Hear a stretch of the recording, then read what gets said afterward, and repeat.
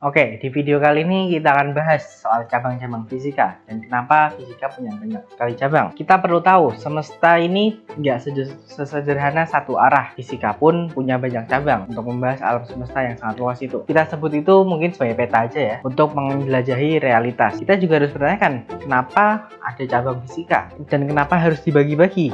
Karena realitas itu terlalu kompleks buat kita sikat menjadi cuma satu penjelasan konkret, dan alangkah lebih baiknya kita memandang fisika itu layaknya sebuah cermin, tapi bukan satu cermin datar, melainkan cermin yang dipecah menjadi pecahan-pecahan kecil, dan setiap pecahan itu memantulkan sudut alam semesta yang berbeda-beda.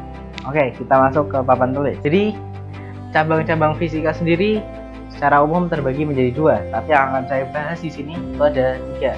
Yang pertama adalah fisika klasik, yakni fisika klasik itu membahas ilmu-ilmu yang sering kita amati di kehidupan sehari-hari. Contohnya kayak bola jatuh, suara musik, sampai kenapa kipas bisa muter. Dalam fisika klasik itu ada yang namanya mekanika. Ini kayak materi yang ada di fisika klasik. Jadi mekanika sendiri itu membahas soal kenapa benda itu bisa bergerak. Jadi dia membahas soal gerak, gaya, dan juga energi. Nah, kalau kamu perhatikan atau naik sepeda, ngerem, atau bahkan menendang bola, semua itu bisa dijelasin dengan mekanika. Ini bagian yang mengatur kenapa benda itu bisa bergerak, berhenti, dan berubah arah. Intinya, mekanika ngajarin kita bagaimana cara gaya ngaruh ke gerak benda. Selanjutnya, kita bahas soal termodinamika. Nah, jadi apa itu termodinamika? Intinya, di termodinamika ini kita mempelajari energi bisa berubah bentuk, tapi nggak bisa diciptakan atau dihancurkan. Contohnya adalah tentang ilmu panas dan juga energi. Nah, apa contoh dari ilmu panas sendiri? Misalnya, kenapa air bisa mendidih dan kenapa motor bisa jalan? Pastinya motor bisa jalan karena bensin berubah menjadi energi gerak. Dan kembali ke poin yang tadi, bahwa energi itu tidak bisa diciptakan atau dihancurkan, melainkan berubah bentuk. Nah, selanjutnya ada yang namanya gelombang dan bunyi. Nah, di gelombang dan bunyi ini sendiri, atau bisa kita artikan sebagai energi yang merambat. Jadi, contohnya kalau kita teriak di goa maksudnya, itu pasti akan memunculkan gema, dan kalau kita main gitar juga suaranya akan menyebar ke telinga. Itu karena gelombang membawa energi dari satu tempat ke tempat lainnya. Intinya energi itu bergerak melalui getaran. Oke, jadi energi itu bisa bergerak karena adanya getaran. Getaran melalui apa? Bisa dari udara atau air atau bahkan benda padat lainnya. Nah, selanjutnya kita masuk ke optika, yaitu ilmu mengenai cahaya dan penglihatan. Contohnya itu kenapa pelangi bisa muncul dan kenapa cermin bisa mantulin bayangan. Dan juga cahaya itu bisa dibelokkan, dipecah, bahkan dikendalikan. Intinya cahaya itu punya sifat fisik yang bisa dihitung dan dipakai. Nah, jadi di sini adalah ilmu soal cahaya dan penglihatan. Selanjutnya yang terakhir yaitu listrik dan magnet. Listrik dan magnet ini adalah energi yang tidak terlihat tapi sangat-sangat kuat. Dan energi ini pastinya kita temui di kehidupan sehari-hari sangat sering, apalagi di zaman sekarang, bukan di zaman batu. Contohnya adalah charger HP, motor listrik, kipas angin, lampu. Semua itu jalan karena ada energi dan magnet. Walau nggak kelihatan, tapi efeknya sangat nyata dan bisa kita rasakan. Intinya listrik dan magnet bisa gerakin benda, nyalain lampu, dan kirim sinyal. Dan selanjutnya itu kita punya cabang fisika yang bernama fisika modern. Jadi di fisika modern ini kita lebih ke mempelajari dunia yang sangat amat kecil, lebih cepat, dan lebih aneh. Kalau di fisika klasik itu cocok buat benda besar dan lambat, maka di fisika modern itu dipakai untuk dunia partikel kecil dan berkecepatan tinggi. Contohnya yang pertama adalah fisika kuantum. Fisika kuantum itu sendiri dia mempelajari partikel-partikel yang sangat kecil. Dan jadi di fisika kuantum sendiri dia mempelajari partikel-partikel yang sangat kecil. Contohnya elektron bisa ada di dua tempat sekaligus. Partikel bisa berubah kalau kamu ngeliatin aneh tapi nyata. Di dunia kuantum ngatur cara kerja chip, laser, bahkan komputer. Intinya dunia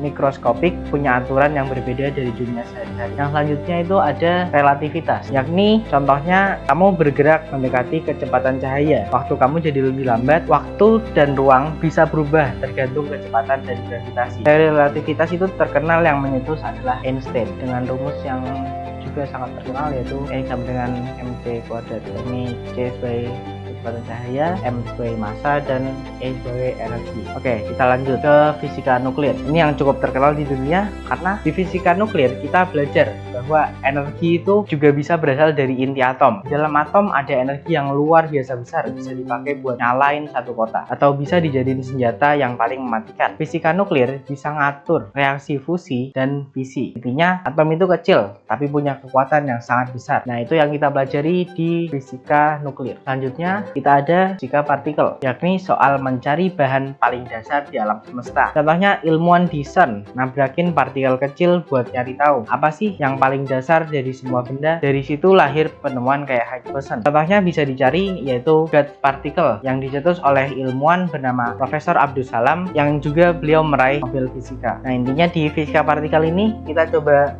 ngertiin dari mana semua materi berasal. Dan cabang selanjutnya ada namanya fisika terapan. Di fisika terapan ini ilmunya sangat mudah sekali karena kita bisa lihat. Jadi pemahaman dasarnya itu teori yang sudah diimplementasikan menjadi sebuah teknologi. Kalau fisika klasik dan modern itu teorinya, dan fisika terapan adalah cara kita pakai teori itu berubah menjadi alat yang nyata. Bukan cuma ngerti, tapi bisa membuat sesuatu yang berguna. Contohnya di fisika modern, di fisika terapan itu ada yang namanya fisika medis. Udah kelihatan lah dari namanya, medis yang berarti bisa nyelamatin nyawa. Contoh alatnya di fisika medis ada misalnya X-ray, MRI, dan biasanya gitu. Dan semua itu pakai prinsip fisika. Nah, fisikawan bikin alat bantu buat dokter dan menyelamatkan banyak pasien. Dan fisika dipakai buat ngelihat dan nyembuhin bagian dalam tubuh. Yang seterusnya ada geofisika, yaitu fisika yang membaca isi bumi. Yang produknya kita tahu lah, yaitu BMKG ataupun perusahaan-perusahaan tambang yang bisa melihat apakah di bawah ini ada suatu mineral tanpa harus menggali ke dalamnya dulu. Nah, selanjutnya kita punya astrofisika. Astrofisika itu gampangnya dari kata astro juga pasti membicarakan soal luar angkasa. Kenapa bintang bisa bersinar? Astrofisika ngejawab semua misteri itu. Intinya alam semesta bisa dipelajari dengan hukum. Kita lanjut ke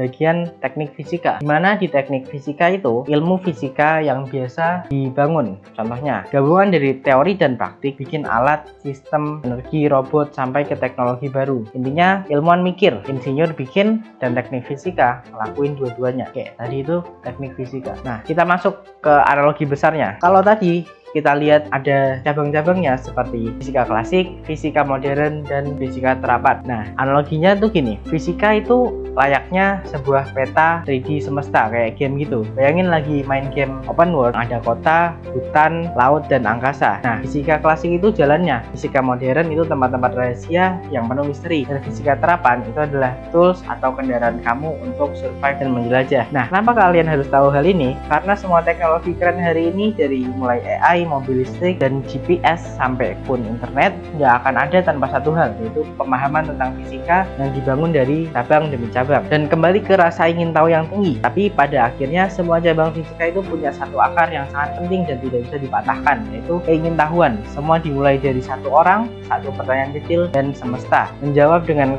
ledakan pengetahuan. Jadi kalau kamu masih bingung kenapa fisika punya banyak cabang, coba tanya balik, memang realitas cuma layak dijelaskan dengan satu cara.